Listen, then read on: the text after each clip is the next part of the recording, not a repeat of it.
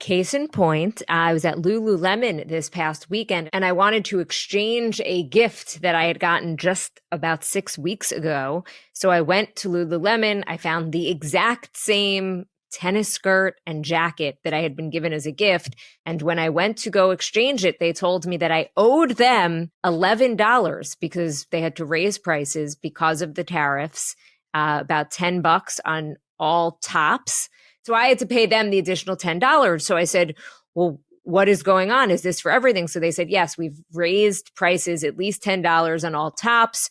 And we're about within the next couple of weeks to raise prices on all bottoms. Lululemon, well, that has to do with the tariffs on Canada, of course, because Lululemon being a Canadian brand. No, they were saying that their products, though, are made in Thailand, Cambodia. Oh. So we talk about these individual countries and their tariff deals, but remember, there's still this 10% tariff on most countries. And even 15% or 20%, it's less than Trump had proposed for most countries, but it's still 15% more or 20% more than we were paying. It's what they call a consumption tax. So at the same time he says it's going to bring in hundreds of billions of dollars into the government, yes, because ultimately, many, even on the right, sort of traditional conservatives will say this is a consumption tax that is now in effect. And you bring up a good point. I was immediately like, well, Lululemon's Canadian, which has its tariffs. And you're like, well, but they also get their stuff from these other countries.